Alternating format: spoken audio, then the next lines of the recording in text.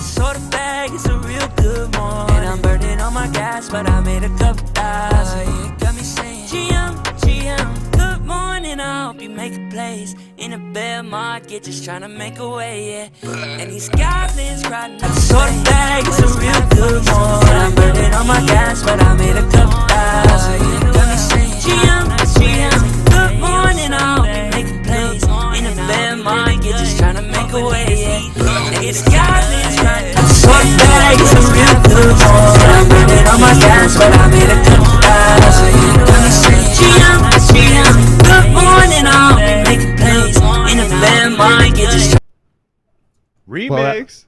Well, that was interesting. I had too many screens up. GM, everybody. I think we're going. That's what happens when you have a hidden Brave browser down there. And you got NFT Live pulled up on Savage, it.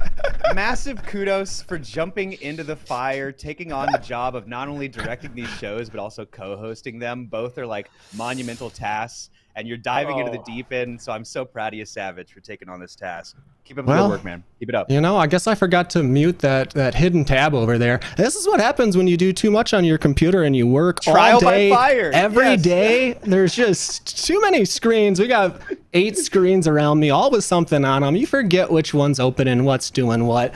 That's what I've been doing lately. We were just getting confused over here. Welcome to NFT Live, everybody. Sorry about the introduction. That's the Friday remix right here. Our vibe, our tribe, everybody. Our vibe, our tribe. Hopefully, proud uncle in the top right there. Absolutely proud uncle. Good to see you guys. Yo, everybody showing up early. I hope your eardrums are okay. We are going to have ourselves a full episode of NFT Live. We're covering the NFT space, of course. Sitting here with Fun Uncle, sitting here with DJ Savage. We're going to talk chickens holding axes and things like this. So that's what we've got scheduled for you guys. What have you been up to this week, Fun Uncle? I think I missed last Sunday's show. I heard you've been breaking records over there on your YouTube channel. What's going on with you, brother? Dude, things have absolutely been crazy. Yeah, last week's episode was my top 5 NFT projects. I got another episode coming up this Sunday where I'm going to cover play to earn games. And yeah, on my shorts channel, I broke 10,000 views per month. Truly a milestone that I was talking to the team. I was just like, hey, maybe if I put my foot on the gas pedal, I could do it by the end of the year. Was honestly a conversation I had during the summer. And the fact that I already broke it, I'm still making strides. And I did it during a period of time where like I've been gone. I was just in Miami for 2 weeks, then went to San Jose. I'm leaving next week for Spain, and I was still able to hit these massive milestones, and it's just rejuvenated me to make even more content. I've got new episodes dropping on my new YouTube channel, West Coast Web3. I'm dropping 2 a day on my Fun Uncle Shorts. I'm coming in and co-hosting NFT Live with you guys. I got another episode on Sunday. Like, this is like lit a fire under my buns to really go hard on this YouTube stuff, and I've loved it, and I've loved meeting you guys. You guys are now like dear friends of mine. Like, I'm so glad I met you guys, the LADZ City community. Like, thanks for having me in. I want to give back to you guys any way I can. I have to get my editing skills up to make anything I would do on YouTube anywhere close to Fun Uncle quality. His shorts are top notch. Those editing skills are out of the water. So it's really nice to see you getting the recognition you deserve, because right when you first came into our channel, I was like, man, this dude is so fire. How does he not have like 1 million viewers on YouTube? So thank you. Good to see you, man. And then also, I also have to let everyone know that it is not just me. Jacob Gooding is working in the background, like streamlining the SEO on all this stuff, cutting together the clips. Like, I truly cannot do it without him either. He's one of our like leaders who works behind the scenes that I don't think gets enough recognition. And so Jacob, you're the man. Hit him up in the Discord, send him some heart emojis right now in the chat. Like, the guy's a legend. He deserves more kudos poured on him. Yeah, I love Jacob. His edits on the network here is awesome as well. So I want to go through one quick thing as far as it's concerned with the community. I got my screen pulled up here. Big shout out to Nifty Castle. They had their Take the Throne last night. So Gift Dead hosted a panel of different creators. Apparently this was like a big thing in Clubhouse back when Clubhouse was actually popping off, but they brought it back for Twitter Spaces. So Take the Throne happened last night. It looks like they had some good turnout there. And then we also had Speakeasy. These are all available, by the way. They're all recorded. Unfortunately for Speakeasy and all of our lawyers is the running joke. We are going to be having one last finale episode here on this season, but this recording is live and available, unfortunately for us, but fortunately for you, you can go back and listen to this. Kane Mayfield, Easy and Crypto, awesome stuff. A lot of good stuff is happening on the network here as we pop out of that. But yeah, great stuff happening across the network. Fun Uncle's got a show on Sunday as well. Of course, we're doing NFT Lives 2 times a week, Wednesday and Friday. You guys are catching the episode. So drop it in chat. If you want us to touch on anything NFT focused, let us know, and we will definitely do it. I'm going to mess the topics up here today, but let me see if I can go through them real quick. We've got Disney and Fox investing in NFTs. We'll touch a little bit about that media network conglomerate getting in. Twitch is also, or at least a Twitch streamer is getting into that, launching an adult NFT marketplace, 8 founders on a podcast. And then we're going to rate my bags and go into wax as well. But rate my bags is going to be rating someone else's rate my bags. We're going to touch on Kagions and Crypto Stashes segment where they rated just the NFT games. Yeah, super meta. So someone can react. We're rating to us someone else's rate of their bag. Yeah. Like a mirror, an infinity mirror of bags being rated. And I got to ask, before we go any further, what is the throne that they're taking in that Twitter space? What is the quote unquote throne? I don't know. I think it has something to do with like a Shark Tank, for example. Like, how if someone wins the Shark Tank, they're like getting all of this investment and all this stuff. Well, you have to have the throne to get that. So I think that's what's happening. You're going in front of a panel of like 8 different hosts, and then you are pitching your project, and potentially you could take the throne. Or and only one throne and is Kanye. given I don't out. know. Could be, okay. All right. Yeah. Got it. Yeah. Either way, great entertainment. You don't want to miss an episode. Get on Twitter Spaces. That's what you're saying. I love it. Taking the throne, that almost does lead us into our first topic about Fox. Right before we went on air, I was talking to Fun Uncle, and we were talking about how, actually I'll let you talk about it. What were you saying about all the different shows and how many they pitch and how many actually make it on the network? Oh, yeah. On average, there are 90 pilots that are shot every single year, and only 10 of those pilots actually make it to air. And then maybe 1 or 2 of those get a full season's worth of episodes at the end of the year.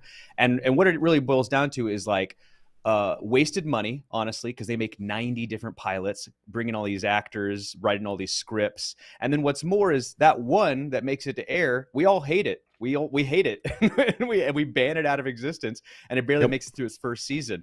I mean, Joey Tribbiani is another example I think about. They're like, hey, let's just take Joey from Friends and give him his own show. And what a flop that was. This is the first one that pops in my mind.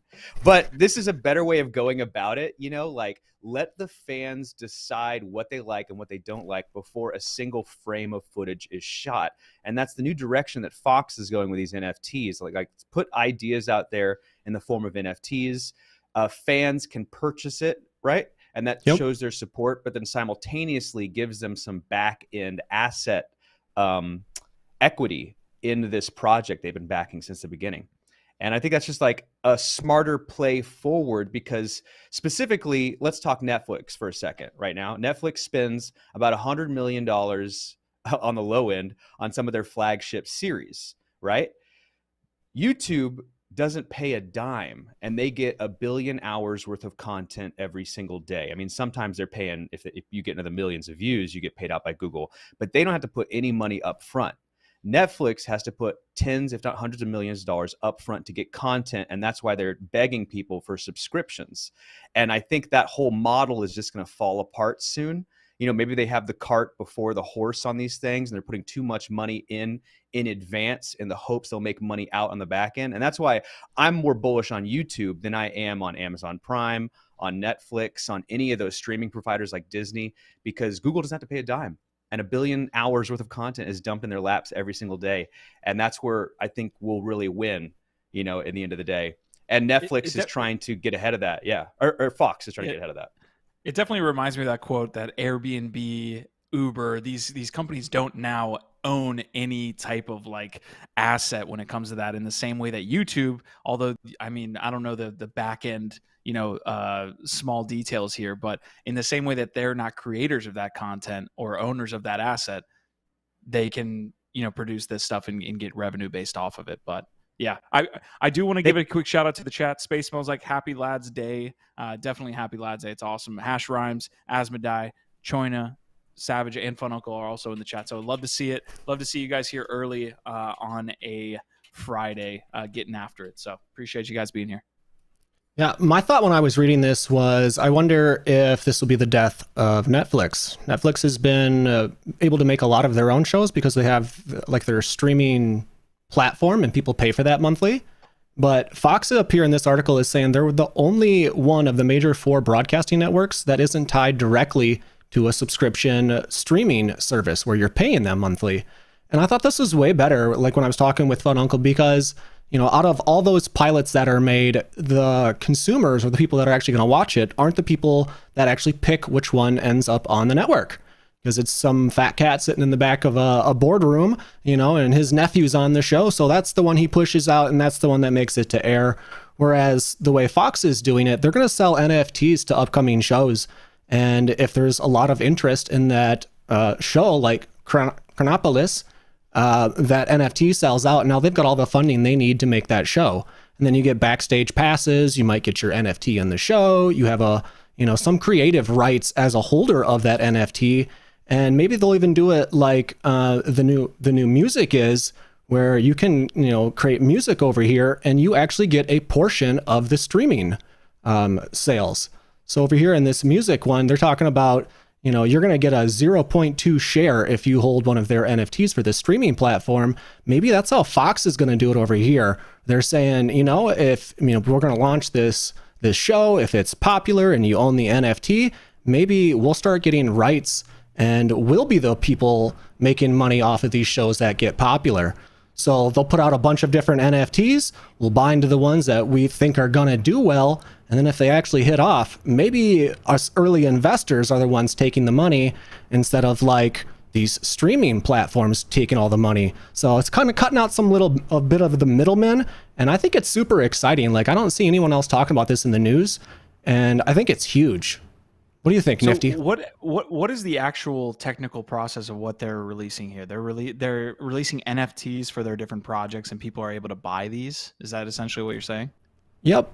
So they're saying you'll be able to just get a piece of that show.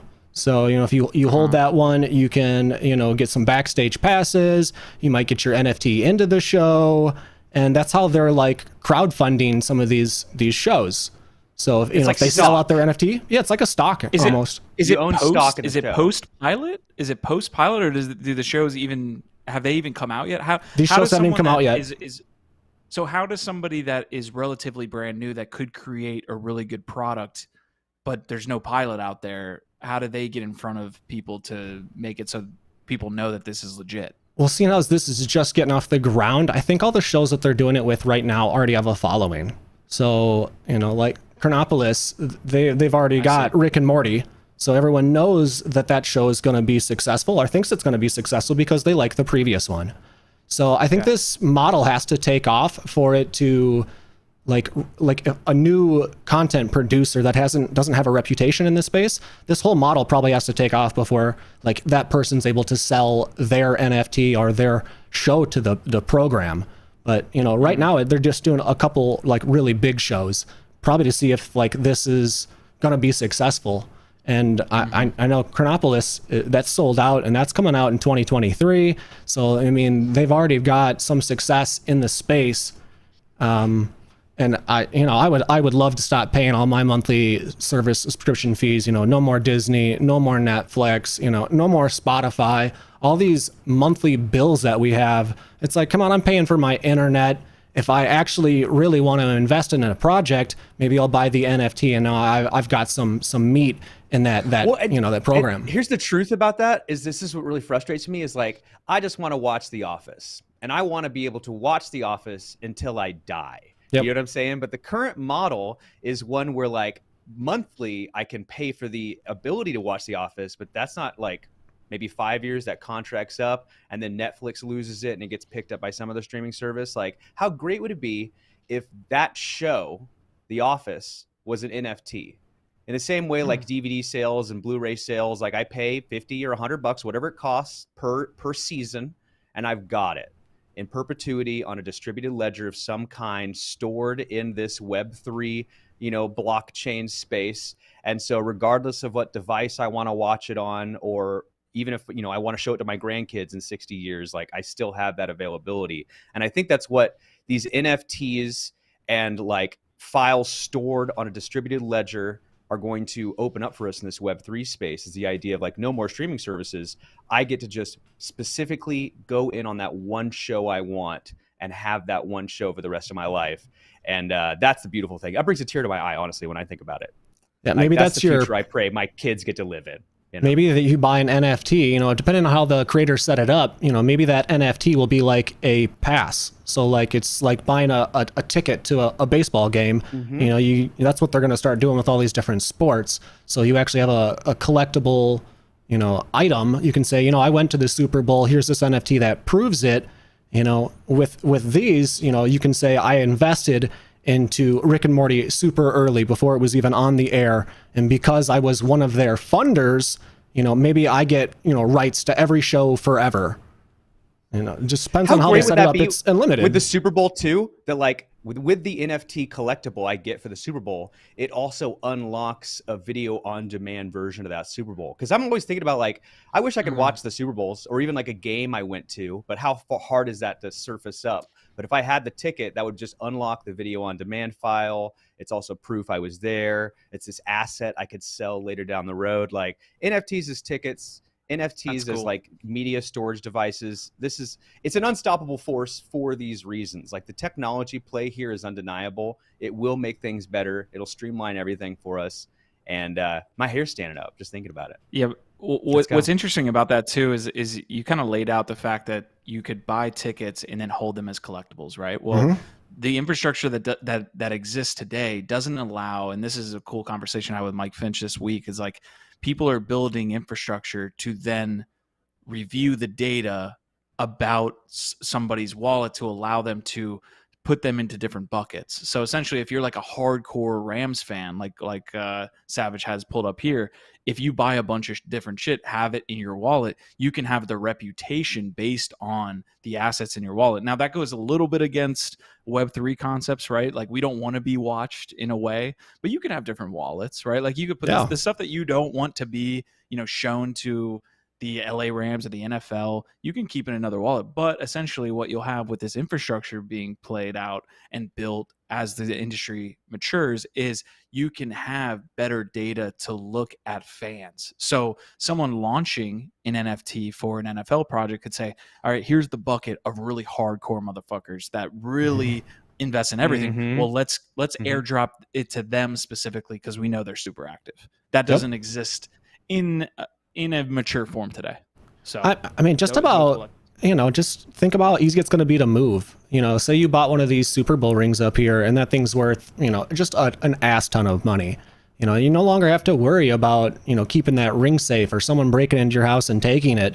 All you have to do is secure up your wallet, which we're already doing anyway, and you can start stacking in a bunch of stuff. So I think this is a wonderful idea. I'd much rather look at something on a blockchain and say I own that than have to like lug it around in a safe and be worried about, when I'm throwing a party, is someone upstairs, grabbing my Super Bowl ring and now I'm just out thousands and thousands of dollars. Whereas if it's hosted on the blockchain, no one can steal that if you're properly securing your stuff, use a YubiKey, use a ledger, use whatever. So for the people that are early in the space, Yeah. I mean, just think about how many Rams fans have Rams tattoos on their body to prove their fandom to people, But instead, if someone's just like, are you truly a Rams fan? And you just pull out your wallet and be like, look at this motherfucker. Like, look at all these games and collectibles. You think I'm not a fan? Because I don't have a tattoo on my body. Check yourself at the door. We're going to start having reputation scores for fans. That's essentially what it's going to come down to. It's like, how big of a fan are you? Like, this is super dystopian to think about. It's like, oh, no, I'm a 97. Oh, You're man. a fucking 78. They're going to incorporate this into Twitter. Yeah. That's what's going to happen. You're going to see your ratings on Twitter. You'll be able to just pull up your biggest fans right off of Etherscan. Just go down to the holders and be like, boom, look at all my biggest holders. You won't have to go to Etherscan. You'll go to something that looks way better, a user interface that is way better that someone else created and use the data on Etherscan. Oh, yeah, they're definitely going to put a UI up on that and make it pretty and easy to look at. So as Asmodai is saying, unless we are using some type of distributed storage, these companies are not going to host all these files for free, meaning that they're going to have money going out the door. And then Fun Uncle, yeah, hit that comment. Oh my God, yeah. I mean, how you got to view this is in 5 and 10 year time frames, and it's going to get to the point where my cell phone is going to have a 100-core processor inside of it, and it's going to have several terabytes of storage, and that's like within the near term. And so whenever you think about like, wow, where are all these files going to live and where all this processing compute power is going to take place? Well, it's going to take place in the background. And it's getting to the point where like my Apple Watch, even my AirPods, I have a desktop computer, a smart TV right behind me. Like there's going to be Internet of Things, Web3 interoperability amongst all of our devices. And so in the short term, we have stuff like Filecoin and Storj to store our files in a distributed fashion. And then they use the coin as incentives for people to store those files. But it's really going to get to the point where when I have close to a petabyte of storage on my cell phone, and even probably on my watch too, like this idea of like, where will the files live? I'm like in sharded forms and distributed ledger amongst all of our devices simultaneously, because I'm sure you're going to want to have access to the same Office files I have on mine as I'm going to want to have access to the Parks and Rec files on yours. And so that's how this shared thing is going to be in the future. I personally have a media library on my server of every movie and every TV show that I want for the rest of my life. And it's currently 6 terabytes. And that's every single movie, every single TV show, all in HD. And you think about that, I'm like, 6 terabytes is a lot now. But it's going to get to the point where like my whole movie library is only 6 terabytes and I have a petabyte on my phone. You know, like imagine this world we live in where we can download Wikipedia, and that's a realistic idea in the future. I think Wikipedia alone is only maybe a terabyte or something like that. So that's how this distributed Web3 ledger is going to work in the future. 100%. A lot. I feel like a lot of what we talk about on NFT Lives on Friday is like stuff that's going to be really fucking dope in a year. Which we're going to talk on some stuff that's dope this week too. We're going to definitely get into this, but a lot of this other stuff we'll bump into as we kind of make our way into maturity in the industry. Marty McFly is in the house. He says, "What up? What up, Marty McFly? Our vibe, our tribe. Good to see you." I do want to hit one quick thing talking about like what's going on this week. We definitely want to move into Amouranth. I got that, but I'm going to share my screen really very quickly and see a nice little picture of Uncle there. So this looks absolutely abysmal from it, just in all forms and fashions. This looks absolutely abysmal. This is NFT by USD volume. This is NFT by transaction volume. In a lot of different places. So we have total traders, we've got buyers and sellers. We have, I believe, total transactions. Yeah, transaction count. So in a lot of ways, we have, and I Savage, you were saying this the other day, is like we're completely bottomed on the volume count. I think that's the point that you use. But we also have kind of stabilized. But this is where we get super apathetic, right? Like this at some point, if apathy hasn't already kicked in for a lot of the market, it's going to kick in, because what you have is like oh fuck, we're dying. Okay, nobody cares at this point, right? So I definitely think, you know, from what's happening this week, I want to give a quick shout out to everybody that's still here, because everybody that's still here is into that shit. One, a true believer, because I mean, if you're looking at this is right. What happened to Solana Summer? There was no that. It was all a lie. In May of, I'd say mid-May, we've pretty much ranged since then. So there was no Solana Summer. There was none of that shit. And we're just completely based when it comes to everything that is volumes, traders on everything. So if you're still here, congratulations. Last point I want to touch on as well from that that completely slipped my mind, but that I did want to hit on is Collier, whoever the CEO was of their blockchain kind of arm there, talking about dividends. Dividends to me is, and they talk about this in NFT music as well. It seems like something that's going to be, again, in 10, 20 years, maybe, but in the meantime, in the short term, too much pressure from the SEC, too much pressure from pieces like this, where there's too much hurdles for things like that to actually make sense. So when someone does say that, when they're talking about it in 2022, it's a huge red flag for me, because what they're trying to do is pull in people that are like, I can make dividends on this product and I'm going to buy it to try to get that, when at the end of the day, and we saw this on the NOS drop on Royal, I believe, people that bought 100, I don't even remember the exact amount, but it was like a $10,000 drop for the highest piece. I think even more. They got like $4. Shout out to Jared T, who dropped this on Music Mondays here. And they're way more in tune with the NFT music scene if you want to check out that on our network. But Jared T was the highest people that bought the NOS drop, got royalties, right? That was a huge narrative that they were playing on. Oh, check out, NOS is going to sell all these and you're going to get dividends. They got $4. It just that's maybe it's an improvement on the additional on the ecosystem that we have now, where nobody's getting royalties from NOS's stuff on like a Spotify, but it's still not good.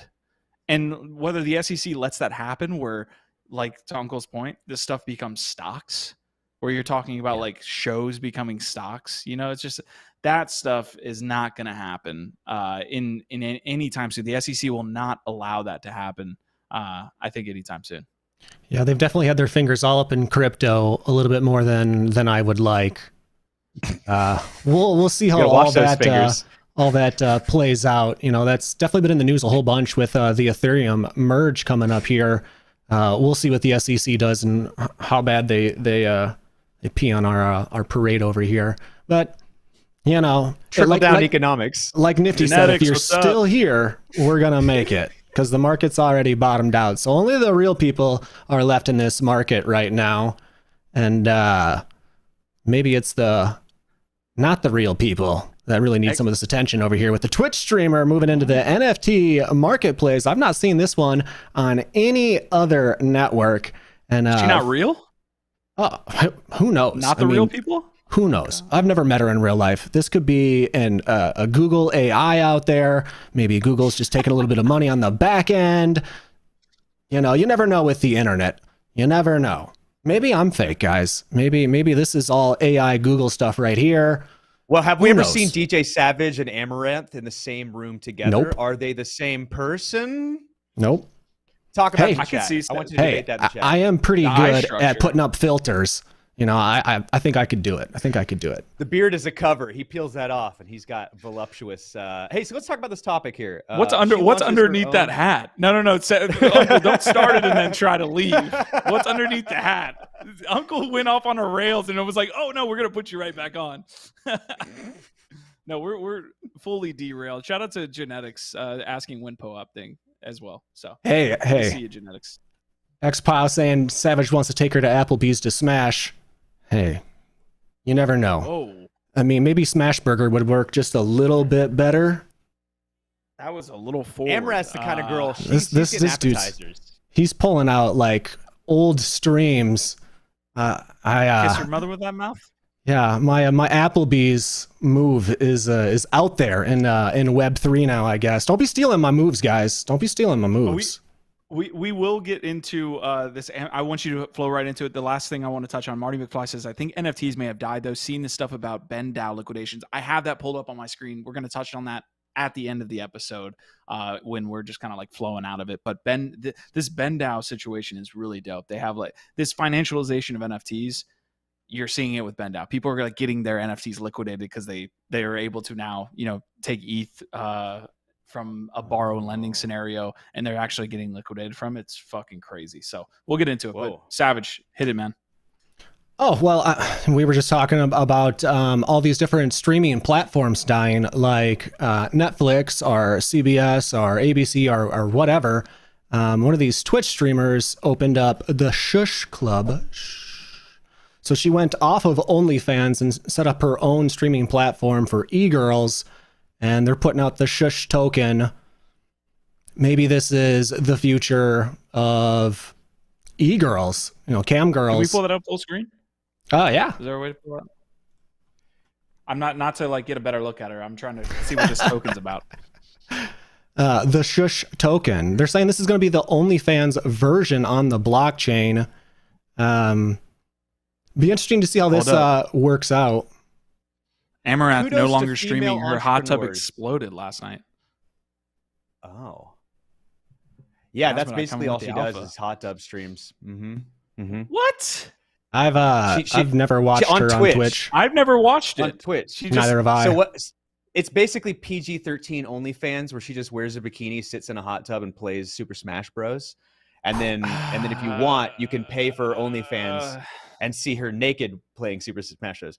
But that I think, you know, power to female entrepreneurs. That's really what you got to think about. This is like, you know, no more of that women making 70 cents on the dollar for their male counterparts. You know, let's let these female entrepreneurs blaze trails, make profit, set up their own businesses, and even their own cryptocurrencies. So, I mean, shout out to just the whole blockchain movement for enabling female entrepreneurs like this to stand up their own companies without having to use, you know, third-party intermediaries, a bank, et cetera, et cetera. She probably bankrolled this herself with her OnlyFans money. So probably. Kudos to her. Yeah. 5.5 million followers. That's she makes $1 million a month. crazy. She's the second biggest Twitch streamer. 1.5. And she bowed out. She said, I want to make it all myself. That's intense. Now she's going to make tens of millions per month. See, here's the issue with creating your own, though. Like, your distribution is cut maybe by 80%. Right? Like, this is the social media play, Uncle. Whenever we talk about social media and companies trying to create the next Web3 social media, it's like, all right, good luck. Like, how are you going to find people to do that? And then people that are on Twitter are on there to be talked to and found by new people. You know what I'm saying? Like, she has $1.5 million in audience. So I think that's enough to get something started. And then also, I think the real play here is like her to get her own brothel or harem of other OnlyFans to move over to this one as well. Streamers, yeah. Other e-girls jumping into her marketplace. Genetics is saying, first of all, Easy and Crypto's in the house saying LOLQ. Yeah, this is getting off the rails pretty soon. Genetics says Friday. New NFS will have to get a Shush account. We're monetizing you fat boys. So that could be that's the slogan there at the top of the website. We're monetizing you fat boys. I'm cool with it. I don't know. It seems like this week there's a lot of intellectual property stuff out here. You know, Fox talking about their own streaming platform, this chick leaving Twitch and starting up her own adult marketplace. You know, we've got what was the last one? Brain fart. The Sudoswap taking away royalty fees. Seems like there's a lot in the news this week about intellectual property. And then we got, you know, the SEC bearing down on us everywhere. So if people are wondering why this space is, you know, in a bear market or bottoming out at the moment, it's just because there's so many regulations and people changing up the industry.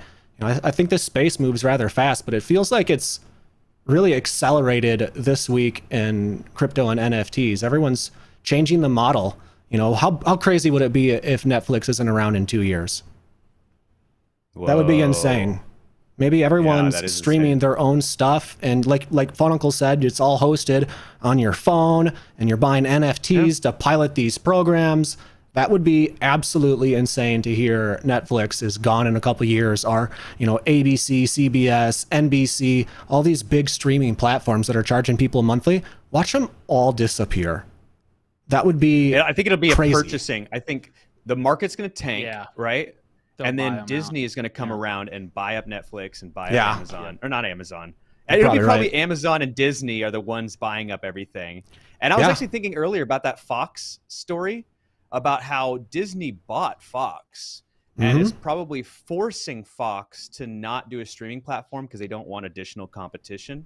You know what I'm saying? Because so many people, you only buy so many streaming platforms. So Disney's probably got their thumb on Fox being like, don't you dare open a streaming platform when we're trying to sell Disney Plus subscriptions.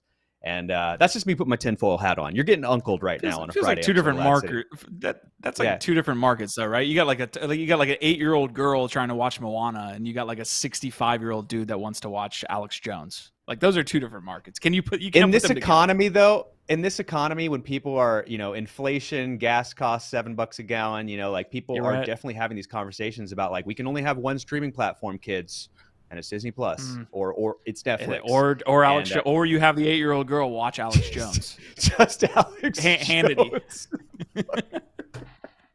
Start paying $12 a month to watch Alex Jones scream into a microphone. Ah!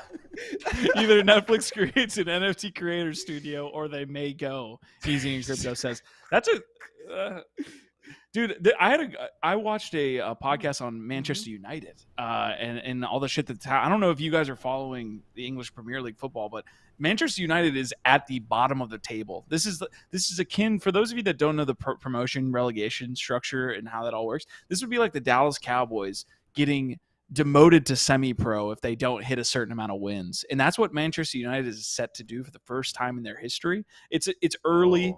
It is early, but they are bottom of the league. But the question to Savage's point, didn't they just win the league? Didn't they just win? No, don't worry. Manchester City. Okay. Manchester City. Good. Okay. Yeah, two different. Never mind. To Savage's point, it's like how does a Manchester United, going off the initial analogy, get to a point where they're there? They're so far ahead of everybody else. You know what I mean? Like they're so far ahead of Tottenham. They're so far ahead of Liverpool. But then they end up, it's like adapt or die. I don't know the exact quote that we need to make there, but like for you to say, when you first said CBS could die, Netflix could die, I'm like, too much of a head start. Too much money. I got an answer to that right now, because I was at Bitcoin Miami in April of this year, not even 6 months ago, and you know who had the biggest booth at Bitcoin Miami? Celsius. Celsius had the biggest booth with the most employees, with the most advertising. Their name was all over the convention center. They are out of cash, filing for bankruptcy right now. I know. And if you went back in time and you were standing there looking at their booth, you'd say to yourself, "Oh, well, this company's definitely going to survive the bear market. They are bigger than every other booth, and they have." And so to your point that like Titans and Goliaths fall all the time. Yep. It's kind of amazing, actually. Celsius is also a titan on coke, though. They're like the Ty Lopez of the Web3 space. You know what I mean? Like they're only hiring hot chicks, and they're just blowing through a bunch of money. The Dan Bilzerian of cryptos, right? Dan Bilzerian might, if Ty Lopez and Dan Bilzerian had a baby, it'd be Celsius. That's what I'm talking about. Like that. I mean, giants do fall. I know I was watching Cold Fusion on YouTube not too long ago, and they said CNN streaming service lost like $1 billion or something, and it was like one of the biggest catastrophic failures in streaming platform services ever, and that was CNN. And they got bought up by a competitor, and like Fununcle was saying, they had two different streaming platforms underneath the same parent, and there was like a conspiracy theory that they wanted one of them to die, and I think that might have been CNN. I watched that YouTube thing a couple of months ago, but CNN lost like $1 billion or something on their streaming platform. It's still being talked about. So maybe Netflix will be the next one. And NFTs could change absolutely everything: music, movies, content. I mean, this is the beginning of everything. I think at the bottom of this Fox article down here, they even talk about it. They're saying like, they're talking about like if they're comparing it to baseball, they said we're not even in the first inning. We're in batting practice. The game hasn't even started. About where things are about to take off in the blockchain revolution. This is like AOL and CompuServe of what's coming. So I think I agree with Fox. I mean, I like that they're not following the crowd, and they're doing their own thing. And I've got a picture for that specifically right here. Is like at the top row you'll see the internet, and the bottom row you'll see crypto users. And right now we are 1998 internet. Wow. And this is 2022. So we're on track to have 1 billion crypto users by 2030. And if you just think about this, like, oh wow, we're only in the late 90s as far as users are concerned. We have mountains still left to climb in this crypto space. And so this is actually something I had ready to go. Yeah. We're on track. It mirrors each other exactly. That's intense. I mean, there's probably viewers out there right now that weren't even born in 98. Yeah. I know you guys out there. Who's out in the chat out there that was old, that was born before the 1990s? Who are the 2,000 babies out there. You guys wouldn't even been around to look at the internet right now. That's how early we are. I like that. That's a wonderful, graph Fun Uncle pulled up over there. That really shows you how early we are over here. So, hey, Fox takes a lot of heat, but I think they're on something here, guys.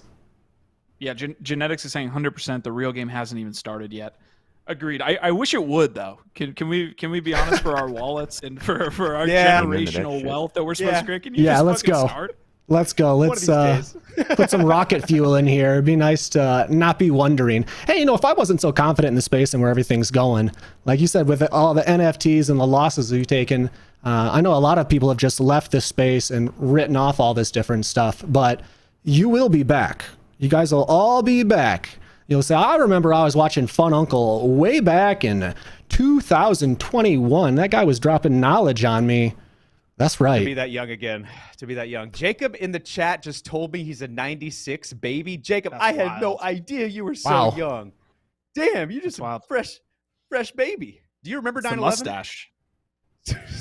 Yeah, he looks older with a mustache. As when I was saying with Jesus, are we? Uncle always takes it to 9/11. This always goes into it's coming up. Some type of conspiracy. As when I was saying fun that the save icons. Fun that the save icons of floppy disk kids have never seen one. Oh yeah, that's true. The floppy disks. I still remember installing Windows on like a 13 disc floppy disk set. Yeah. It took all day. Yeah. You had to you had your cases of all your different floppies. My girlfriend's a big watcher of reality TV, and she's like rewatching now some of the ones from like early 2000s, mid 2000s. They all have like flip phones and like just the things that they're doing and wearing, and it just makes you feel so goddamn old. So, life, 9/11, all of it. And speaking of which, I'm thinking about doing a 9/11 episode coming up soon. I think it's on Sunday is 9/11 this year, and that's the Fun Uncle time slot. So stay tuned. That might be the last episode of Fun Uncle on the network. I'll have Kane come on. Kane Mayfield will help me out with that one. No. Oh man, that sounds like a deep episode. You're gonna have to schedule it for the whole day. The whole day. I'll live stream it. Yeah, I'll just go live the whole day. Yep. Yeah, Donald Rumsfeld said there was $3 trillion in the Pentagon. Oh, I'm gonna go all day. It'd be great. But let's not derail stream this episode. live the downfall of that. Let's not. Okay, like it's not already. All right. The next topic 80s that we babies. had. This is super quick. Maybe we could put some bend down stuff in this as well. But Savage, if you have that link of Gordon Goner and Garga sitting on the Full Send podcast. So Full Send podcast is a really well-known like traditional podcast. They're not like Web3 native, but apparently a lot of the guys on the podcast are into NFTs. Like you'll even see potentially in this clip, but I can pull it up on my screen too. Honestly, got, like, I'd be completely frank with you. We never price like ever, ever. I don't care. I just like it's not a part of like why we're doing explain that reasoning. I'm not trying to build something to increase its value. I'm just trying to increase. Or if I'm building something, it's not to raise the floor price of a thing. I'm literally just doing it because I want to have fun. Well, if you like focus on that part of it, it's kind of a loser's game. I think it's like if you focus on that, maybe you can make it go up for a little while. But then it's going to just come 100%. crashing down. So you got to just think about like building. Utility, the community, building everything else, and that part will sort itself out. Yeah, like the fun community. I don't know what happened there. Keep playing. Oh, it's not playing? It's not playing. I don't know why. Okay. Here, let's pause it. Utility. Those are the things that matter here. And I remember like really recently, we had like a friend who's a founder in the space reach out to us, and he was like, I just don't know how to get the floor price of my project to go up. I'm like, don't think about that. Go take mushrooms in the forest and think about something cool you could do with the project instead. Like, it's just such a new space. So like you can do something weird with an NFT that hasn't been done before. I think the space will reward that. Yeah. And so there's like a world of opportunity in terms of utility. So, I love that we rolled right into that. First of all, I want to hear from those guys more than I want to hear from myself. But there is a lot of different things that are to take from that podcast. I just dropped a link there in chat if you want to listen to the full thing. It's like an hour long. I don't have too much to talk about Bored Apes. We've been talking about them pretty much all week when it comes to like what's happening with the Yuga ecosystem and stuff like that. But that was one of I believe, the first interviews, like full scale interviews where they're sitting there fully doxed on a couch talking about Bored Apes. the last piece, it's super easy to talk about floor prices when your floor price is like over 100 ETH in the bull market. So I will say some of that. It's a little bit tougher for the moms and pops of the world when you talk about the biggest piece, the biggest project in the space right there. So good stuff to check out if you want to get behind the minds of those guys. And just hit it. I thought it was a good interview. I'm definitely going to listen to like the back half as we kind of come up. No alpha was dropped. It seems to be. I mean, that's how they play it though. Yuga, they like to keep things close to the vest. So good podcast. You guys have any thoughts there? The point he was making in the video, the point he made in that video is like people are so preoccupied with like, wow, my price isn't going up. Wow, my price isn't going up. When really they should be preoccupying themselves with creating more value. Like they're sitting out there just like, oh, do I need to buy more ads, or do I need to market this better, or do I need to hire a sales team? I'm like, no, you just need to focus on making a product that people want to buy, and that's the point he's making there is I think a lot of us get so preoccupied with maybe it's the cart before the horse, the chicken before the egg. Like we're looking at where we should be instead of where we currently are. And I think that's just really smart, the point he's making there. I like that. Hey, with Sudoswap and them taking away royalties here, maybe none of these founders will be looking at their floor price at all because they're not making royalties on it. So maybe this will force the industry to start delivering real, uses, real value. Instead of focusing on your floor price, you'll be focusing on your project and your next drop because you're not making, royalties on secondary sales. So the whole Sudoswap thing, your interview with Mike Finch on Wednesday was absolutely amazing. I walked away from that feeling like I learned a whole bunch. I don't even know how I missed this whole Sudoswap like debate and fiasco because I didn't hear anything about it until NFT Live on Wednesday. And I was blown away by that episode. I think I learned a whole bunch there. I didn't see this coming from anywhere. I know I've sat around and talked with Llama on the back end about royalties and different stuff like that and how it's affecting the market. But this hit me out of nowhere that someone was smart enough just to say, these aren't built into the smart contract. We're just going to take away royalties altogether. Super interesting. The royalties are a social contract, right? Between the community right now. We said, hey, we're actually going to like tip the creator for doing this, right? It was always an ability to go outside of the marketplace and say, hey, I want to send this to somebody. I want to OTC, transfer this to somebody without paying any fees, OpenSea or royalty fees, because you're just making a transfer between wallets. Now, the order book isn't as large, obviously, in the OTC market, but you could figure it out. You know what I mean? Like if there's a Bored Ape fucking OTC swap channel in the Bored Ape Discord that you could find somebody and send it to them. Like they openly had that there. So yeah, the Sudoswap stuff, I would love to get people's takes. It has been, I think, talked about ad nauseum by this point, but I would love to see what other people have to say about the Sudoswap stuff as well. And Savage Uncle, if you guys got takes, I'd love to hear, because it is a fascinating kind of like game theory piece, right? Like one of the things Finch said was this is going to alleviate the amount of bullshit free mints in the space, right? Like people aren't just going to create these products to try to drain 10 ETH from the royalties out of 100 ETH set or something, 100 200 ETH volume. You get 10 ETH, you could just pocket that and leave. So there is some arguments on both sides, but as always, it's cool to see both. When I start thinking about doing trades like this that aren't on OpenSea, I think right back to when I was doing taxes. And if you're not selling them on OpenSea, you're just like trading them with people. When you're going to do your taxes at the end of the year, man, those few NFTs that I just traded with people and swapped around, that made the tax portion extremely difficult because you had to go track them down, figure out what you sell it for, just to figure out all my taxes. That was a huge pain in the butt. Huge pain in the butt. I did that with a couple of people, and making sure my taxes are right at the end of the year, I don't even know if it was worth it. I don't think I saved enough from royalties and different stuff to deal with that big headache of, look, I had it in this wallet, I transfer it to that guy sent the NFT that I traded to this other wallet. Now it's like, how do you balance your taxes so you don't get the government coming after you? The IRS has entered the chat. The IRS has now entered the chat. That's all I gotta say. Brings me back headaches. That's what it does. So Llama's saying you can't build you can't build royalties into the contract anyways. It's a voluntary EIP that marketplaces have to accept. Genetics is saying we've done 0% royalties to artists since art was created. NFTs are supposed to be the game changer for artists.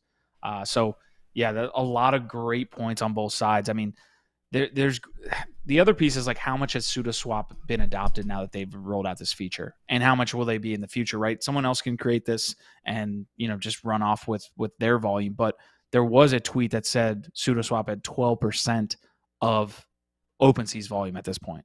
So there's some adoption there, right? Maybe not a ton, and it definitely helps to be in a bear market. But I'll try to see what Sudoswap volume looks like.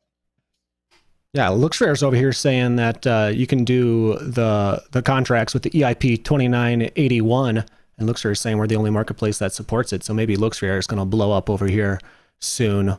You guys are out there coin shopping. Maybe your LooksRare coin's the one to get into.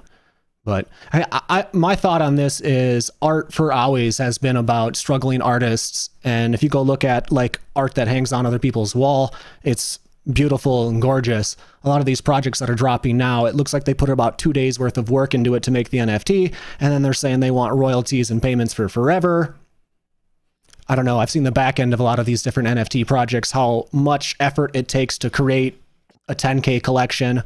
I don't know if you deserve several $1 million for that and never to work again in your life. It's cool to see that. It's cool for the network. That's a great point, because you talk about 10K PFP projects or just like PFP projects in general. It's cool to see on the network that we have all these different creators in different sectors, because the art scene, to Jen's point, is like, that's a whole different scene than the 10K PFP project scene.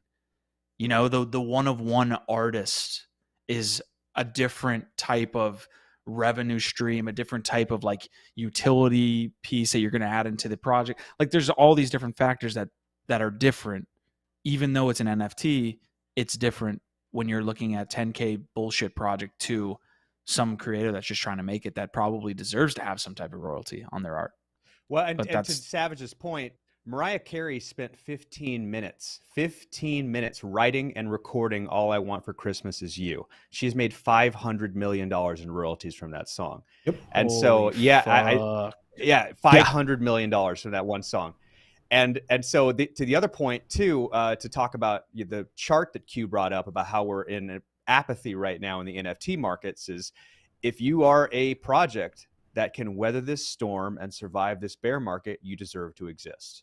You know what I'm saying? 100. This is going to filter out all the bullshit projects that shouldn't be here, who only spend 2 days on it. They mint 10,000 and they don't give you any back end utility. Those will dissolve completely. And we will find more and more projects like that have killer art. People put a lot of time and love into it, and it's got all kinds of utility in it. And I think this will actually like cull the herd and make the entire NFT space more valuable. And then the next bear market will be supersonic. And I think Asmodai was talking about it in the chat earlier. Who was it that said that NFTs are dead? And I was like, maybe the name NFT is dead, but smart contract digital collectibles will be around forever. And we might just change the slang that we call them, because there's so much stigma with NFTs. But I definitely think the technology is not going away, and we're just going to find new and better ways to market and package that up that is more digestible for people. Yeah, Uncle, just let me know what that name is so that we can change the name of NFT Live to whatever that next one is. Right, whatever the next one is. I got the guy on the phone. Yeah. Obama. You have it? Okay. I want to give a shout out to Llama, who says, "Morning all. Literally just woke up in bed and instinctively checked YouTube. Good morning, my brother Llama." He also had a great comment, says it's up to the projects to provide incentives for people to sell them in marketplaces with royalties now. So, if the space is changing, you have to change with it. That's part of being an early adopter. And like Llama says, you need to come up with a reason for people to sell it on the marketplace so you get royalties. That's part of continuously improving your brand. And if like you didn't put any work into your project and there's no reason for them to sell it on a marketplace, I guess you don't deserve your royalties then. You got to be a little bit craftier. You got to be thinking. And, I like where the space is going. Probably not the popular opinion on NFT Live, though. We got a lot of artists and creators up here taking the opposite view. Fair. Yeah, Genetics is saying musicians get royalties, novelists get royalties, actors get royalties. So that's, again, echoing Savage's point, to a T there is like that's what's cool about this space. It's like a conglomeration of all of these different sectors merging. And so you have these finance bros that are also, you know, on a spaces with creators. That never happens. You know what I mean? Like that, this is such a intersection of all these different sectors that you get all of these different ideas all kind of coming together at the same time. So where somebody that's been in DeFi for a while would say, no, we can't have royalty. Like that doesn't make any sense to me. You have creators and artists and novelists and, you know, different just creator types saying, no, this is how this has worked for a while. What's the answer? You know? So maybe this is the artist I want to give some royalties to. They got this orangutan over here selling NFTs at the Oklahoma City Zoo. This is the guy that deserves to be making money in perpetuity for forever. Right here. I'll give you some royalties right here. Just a random article I found online. It has nothing to do with NFT Live today. I just thought it was interesting. Talk about taking advantage of an individual or an orangutan. Is that orangutan seeing better services? And is his apartment getting any bigger because he's selling these NFTs? I'm not sure. They said he was doing it on his own. Yeah. He participated in the program voluntarily. This is a first known animal digital artist. Hey, they probably put up this two foot paintbrush in his hand and you know, put the canvas up there, and he went to town on it. It's probably a lot better than playing with the other orangutans. He gets to create some of his art.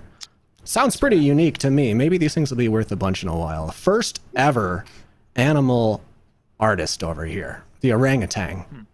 Hey, I think a lot of these animals are a lot smarter than we give them credit for.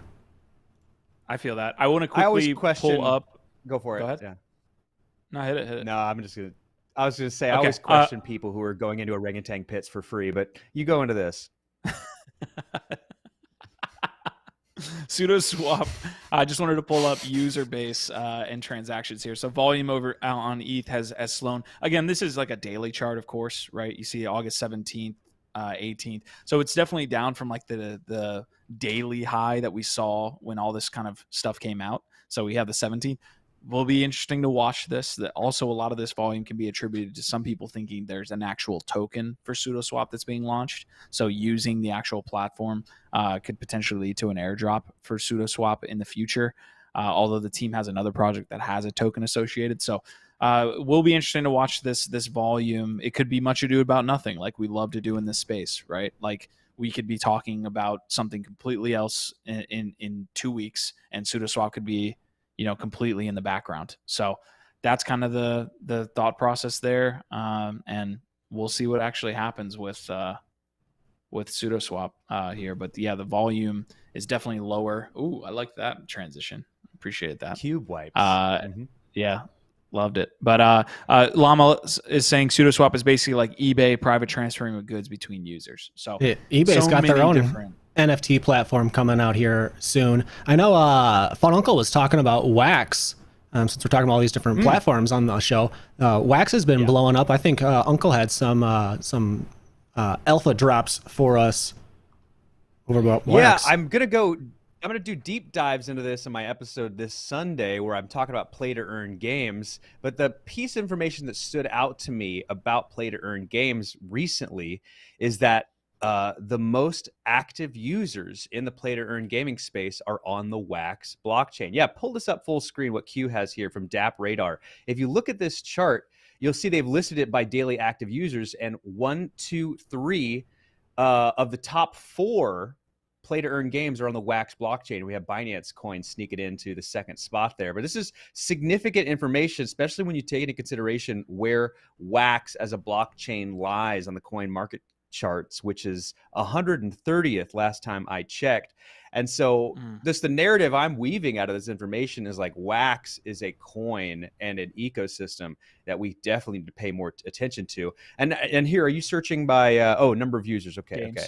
Yeah, but if you go by like market cap, you know, you'll notice that, like, of course, the big players at the top, it's Axie Infinity, things on Ethereum and Polygon's blockchain and shit like that. But you don't see Wax at the top here where all the money is. But where you search by users, you see Wax like working its way up at the top of the list. And I think this is just like, the echoes of what is coming, and it's Wax like shooting up the charts to maybe even edge out Avalanche and Polygon.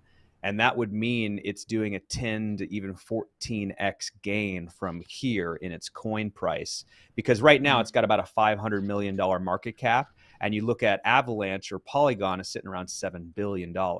And for Wax to be like the most popular chain or host the games that are the most popular right now during a bear market when the markets are red, that is a significant sign and something you don't want to sleep on. What? So Genetics is here in chat saying, "Wait, Wax is back." And this is an ongoing meme that should continue in perpetuity because we've been talking about Wax on and off for the better part of 2 years. You know, they had that huge start at the beginning, and launching GPKs. I mean, Wax had was a fundamental pillar of the start of NFTs. Most people don't know that. They think it's like Dapper Labs with Top Shot and a couple different things there. Wax was killing it when nothing else existed. Yep. And it's unfortunate, and there's a bunch of different variety of reasons why that exists. But yeah, dude, I love the breakdown there with Wax, targeting the user that we'll probably see in 5 years, which is like spending. I mean, these are diehards. Yep. Yeah, truly. And the diehards are the ones that are still playing right now. And you better believe those will be foot soldiers in the next bull run, propagating and spreading the word about the ones they believe in. And if those diehards are playing on Wax, it's definitely a sign of something and information you don't want to sleep on. And if you don't have any exposure to Wax, you probably should, I think, is the non-financial advice, uncle information of the day. I give it 5 Hawaiian shirts out of 5. That's what I Let's say. go. Not financial advice. Damn. What Wax? I talked to Waxpunk on the Nifty Q show about this. He was saying that basically Wax does not benefit in token price because it's not on a lot of exchanges, not even on Coinbase. Wax is not even on Coinbase. Like, they have done a terrible job of, and I don't mean to be, again, this is what it devolves into, is like how Wax can potentially get there, but they should be a top 100 project. There's no reason not to be, but they're not because of a lot of business decisions that have gone down. So leadership, it is what it is. Right.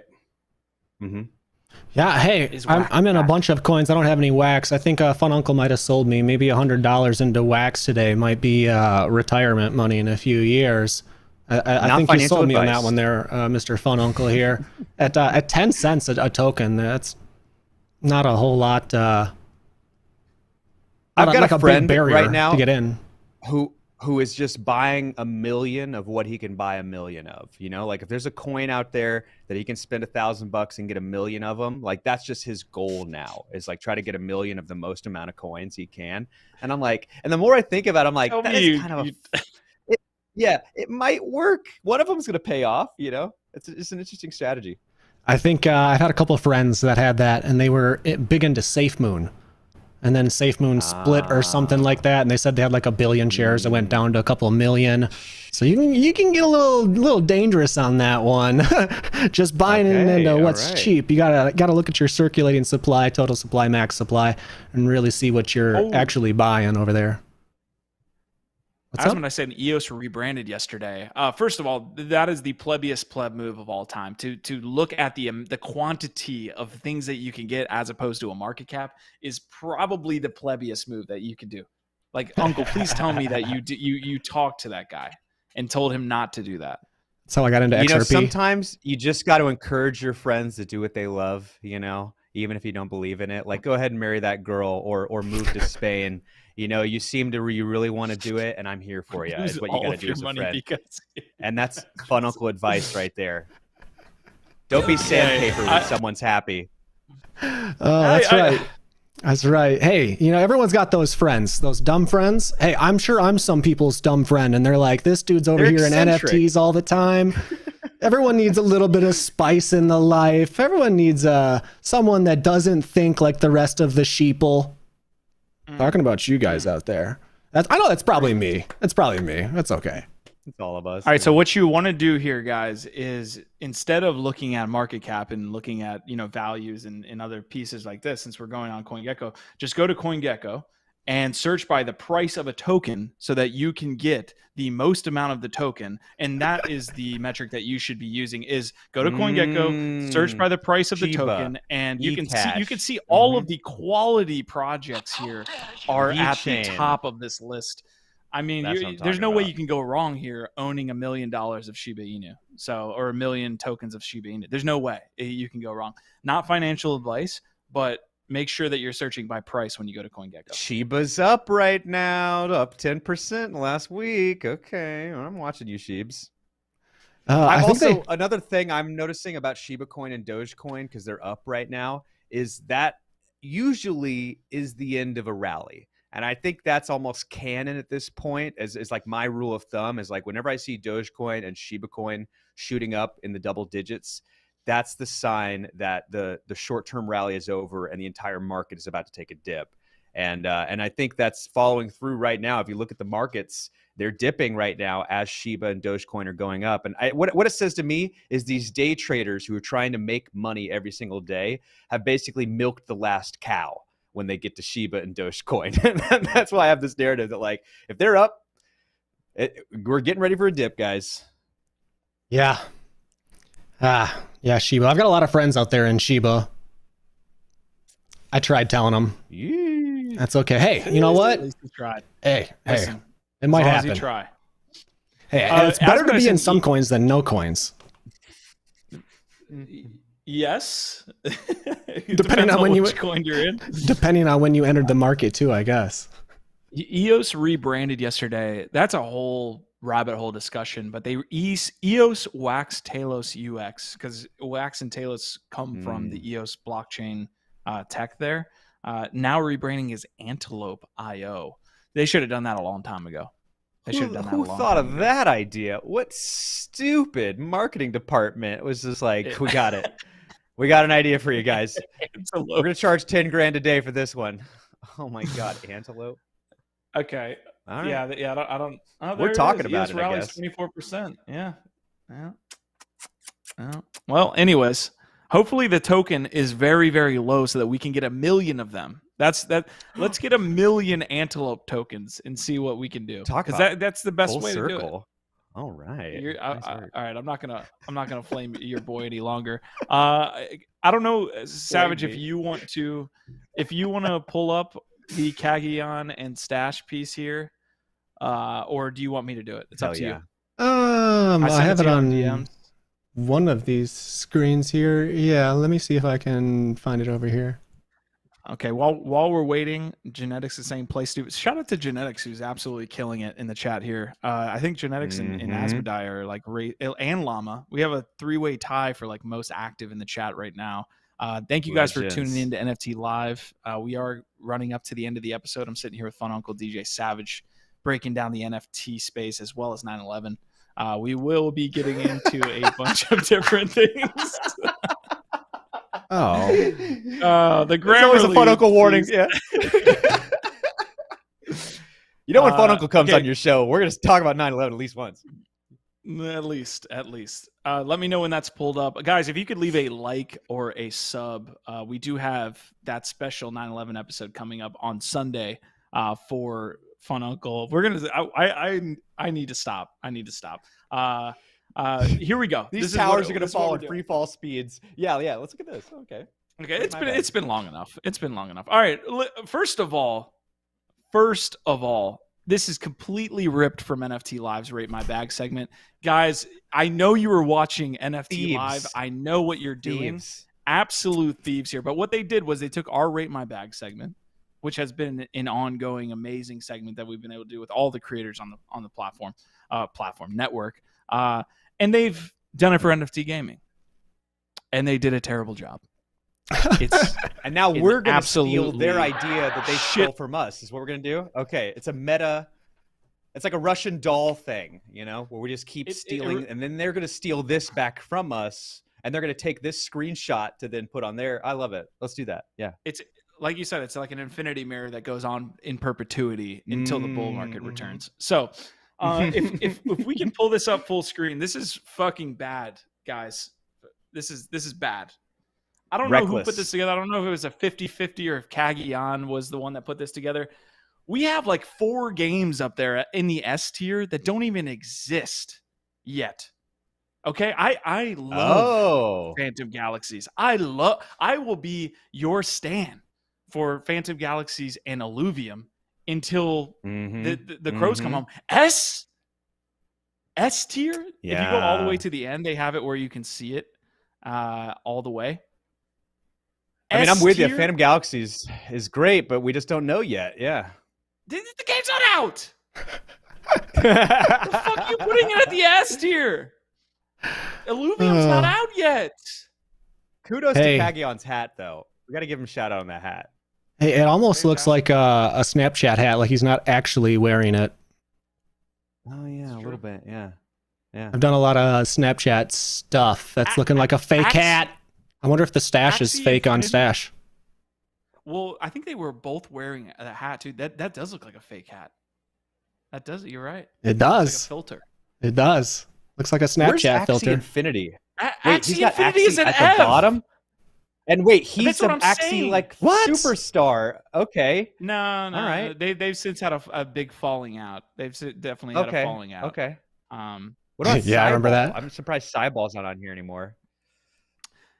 It's an infinite shell game. I don't know if is it shill, because this is a shill fest of a list here. Illuvium and Phantom Galaxies aren't even out yet. You cannot put them at S. Sandbox, I agree with. Blankos lost some. I think they're coming back. I would say Blankos at S. Big Time's probably great. I love that. What do you think, Savage? There's a bunch of games up here I've never even heard about. So, I don't know how much I can comment on this. I remember when Kagi was getting into the chickens and he bought a bunch of those guys. Those were fun episodes on NFT Live. Oh, but a lot of this stuff. Nations is a great game. That's no idea what a lot of these are. Anything on the Fractal Gods Marketplace. Unchained. Splinterlands and Gods Unchained are right next to each other. B to A, I would say, for both of those projects. I mean, Gods Unchained is that circular one right next to Splinterlands and B. It's to the left of Lost Relics. Gods Unchained has a lot of provenance. I would say you could put them up at A.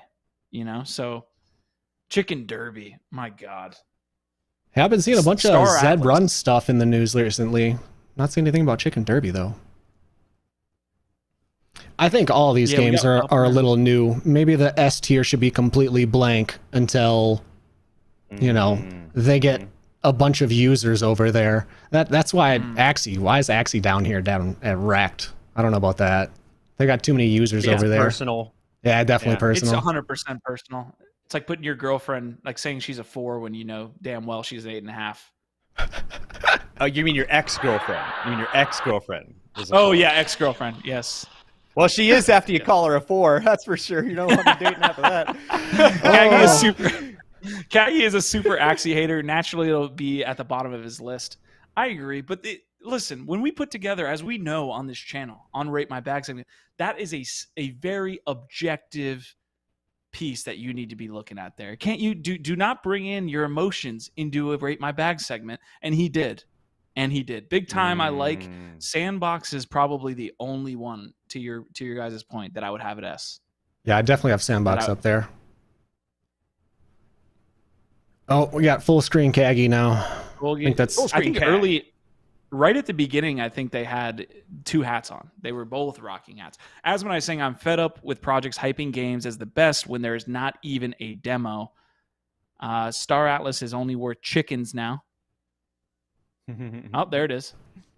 Oh, it looks like a real hat there. Like hat. Hey, it's a real hat. I was wrong. Look at the hat club. Oh, we're going on a safari, boys. Man. It looks like a brand on his hat club, on his hat there too. I have a hat that looks like this, but it came from the Philippines and it barely holding it together. Natural. Let's go back to the ranking one more time. And then we'll be done with this. Like, if that doesn't show you what the NFT gaming sector is right now, I don't know what does. Oh, true. You guys just said you don't even know half of these. Nope.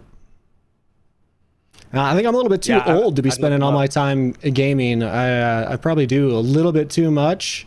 I don't have a NFT gaming show, so I definitely don't have time to be looking at all these different games. So not my field here. I'm into coins and NFTs. To your point, Savage, I used to do exclusively play to earn content for a while at the beginning of this year, and I'm right there with you. Like, I know a couple of these, but the llama one I had to look up just now. And Upland. Upland. Okay. Huh. And there's some that I'm surprised aren't on this list at all. I would almost say like the Fractal Marketplace has been pumping out some great games recently, and the only one I'm seeing is Mini Royale Nations up there. There's no farm. What is that one called? It's like one of the #1 games, the farm one. But yeah, to your point, Q, you're right. This is a testament to the play to earn space right now. Like, a lot of these games aren't even out yet. And the ones that like we're really excited about, are delaying their launch because of the bear market. And it's just we're this early on in the space right now that there's sub 20 games to even talk about. And even Kagi, who used to be a big Axie guy, is now hating on Axie. And it's just like it's the Wild West out there right now in play to earn games. Jesus Christ. Get it together. It'll be fun to look back at some of KG's videos in a couple years and see what games are still around. Like, which one of these S tier games are even still doing anything? Like Decentraland, that's not even on the list, and that's one of the biggest. Decentraland is definitely one of the biggest. I would say they're not a game, though. I agree. Sandbox is making themselves a gaming platform like a Minecraft, where Decentraland is more like Second Life. Do you think Second Life's a game? Or is it a metaverse social app? Yeah, Sims is a game. Second Life is a game. Solitaire is a game. I don't know. Solitaire is a game. Life is a game sometimes, I just uninstalled Solitaire on my machine, ran through and debugged a bunch of the bloatware that comes on your different Windows 11. I don't miss it. Bye, Solitaire. I said I would get to this, and we didn't. But I do want to show BendDAO. This is a really, really cool platform. I don't have enough time to get into it, but the financialization of NFTs is what Mike Finch was getting at the other day, and this is a really great example of it. So what you have, if I can launch into the app, is if I go to these auctions, people, I guess, are getting liquidated on their NFTs, and they're auctioning off these NFTs because the platform is auctioning these off because they were liquidated on their loan. So like there's some cool mutant apes here. Like this is one that's being talked about here that people are actually bidding on, and this some type of like foreclosure-esque situation that you have based on them getting liquidated. So really it's a bankruptcy cool. I mean, sale. It really is. And if you go to the initial app, you can actually see, and I want to preface this. I don't tell you to put your money into any APRs or any places where you're putting ETH, but it looks like there's enough volume in the platform where you can actually offer some APR here at 8.5%. That's a fucking amazing percentage to be earning on your ETH. And then there's a borrow percentage as well. Of course, you can lend out your NFTs, which I don't suggest, but then you're obviously paying that amount, which is, 0.61 over the course of an entire year. That's not bad at all, but really cool. Wanted to give a shout out to BendDAO. I don't think the token's really done much here, but this is just showing you the next, I guess, evolution of NFTs that are just going to be really cool to watch, which is people getting absolutely fucked on their auction or their NFT, and then it gets foreclosed. So we have foreclosed mutant apes here that are being sold. So really cool. Dude, gold teeth there? Gold teeth going for like almost floor price. We'll see what these auctions end up going for. Yeah, we'll see. Could you share that link to this in the chat? I'd love to do a little bit of a deep dive in this. This is dope. I shared it in chat, boys. Yeah, I gotta look at BendDAO and Sudoswap now, having where you can provide liquidity and NFTs over there, make your own pools. The episode that he did with Mike Finch on Wednesday definitely piqued my interest and has me. I bookmarked that site, and I'll definitely be checking it out so I can familiarize myself with that. We're over here talking about NFTs, and I don't know anything about Sudoswap. You get busy grinding away, don't get to check in on all these different dope applications. Truth. That's why we need a community. You know, a community of people like LADZ City where we can lean on each other. Yep. Everyone's doing their own independent research, and it's always great to get in the Discord and like learn about those new things, tune into like the different influencers that like we've got a nice spread from like artists to music to Web3, play to earn games. Like it's hard to do all the research, and I'm glad that like we've got independent leaders and lieutenants in this, you know, research war who are helping, you know, lift us all up. You know, alone we go fast, but together we go far. And that's why I'm personally super grateful to be a part of this LADZ City community. You know what I'm saying? Cut that, Jacob. That's the ad. Let's put that up. Amen Put it on Twitter. That's it. Run it over. Can we cut that midstream and play that as the outro? Let's go. Let's go. I'm really feeling it. I gotta love the Fun Uncle takes here on NFT Live Friday versions with Fun Uncle. I'm super excited to watch your take or your stuff on Sunday. I've been busy and missing those, and I see now with 10, 12,000 viewers now over there in your shorts. I'm definitely missing out. It's getting wild. Yeah, check it out. Love to see it. Yo, shout out to everybody that's creating content on the network. Savage, Fun Uncle. Shout out to the entire chat. Please leave a like. It helps the video get out to the masses, what we're trying to do here. Love the Friday episodes. I appreciate y'all coming through and laying down some knowledge, man. Love it.